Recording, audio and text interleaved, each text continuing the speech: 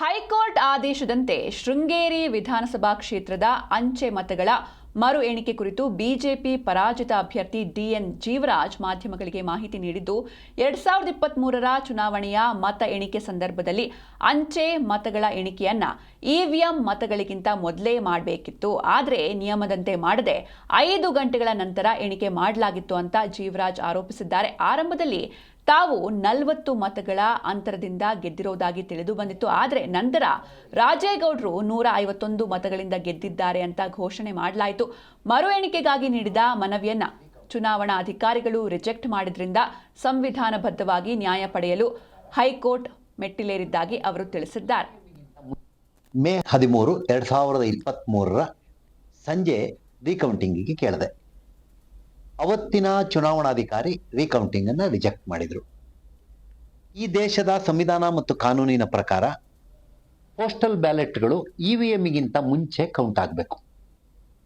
ಆದರೆ ಶೃಂಗೇರಿ ವಿಧಾನಸಭಾ ಕ್ಷೇತ್ರದ ಪೋಸ್ಟಲ್ ಬ್ಯಾಲೆಟ್ಗಳ ಕೌಂಟ್ ಅವರ ಪ್ರೊಸೀಡಿಂಗ್ ಬುಕ್ಕಿನ ಪ್ರಕಾರವೇ 5 ಗಂಟೆ 20 ನಿಮಿಷಕ್ಕೆ ನಡೆದಿದೆ. ರಾಜ್ಯದ ಕಟ್ಟಕಡೆಯ ಫಲಿತಾಂಶ ಬಂದಿದ್ದು ಶೃಂಗೇರಿ ವಿಧಾನಸಭಾ ಕ್ಷೇತ್ರದ್ದು. ಯಾವಾಗಲೂ ಶೃಂಗೇರಿ 11:30, 12 ಗಂಟೆ ಒಳಗಡೆ ರಿಸಲ್ಟ್ನ ಕೊಡ್ತಾ ಇದ್ರು. ನಾನು 7 ಎಲೆಕ್ಷನ್ ಅನ್ನ ಫೇಸ್ ಮಾಡಿದ್ದೇನೆ. 5 ಗಂಟೆ 30 ನಿಮಿಷ ಆದ್ರೂ ಶೃಂಗೇರಿ ವಿಧಾನಸಭಾ ಕ್ಷೇತ್ರದ ರಿಸಲ್ಟ್ ಡಿಕ್ಲೇರ್ ಆಗಲಿಲ್ಲ. ನನಗೆ ಮೊದಲು ಹೇಳಿದ್ರು, ನೀನು 40 ಓಟಿಗಿಂತ ಹೆಚ್ಚು ಓಟಲ್ಲಿ ಗೆದ್ದಿದ್ದೀರಿ ಅಂತ. ಸ್ವಲ್ಪ ಹೊತ್ತಿನ ನಂತರ ನಾನು ಮಾಧ್ಯಮದಲ್ಲಿ ನೋಡ್ತಾ ಇದ್ದೆ, ಟಿವಿ.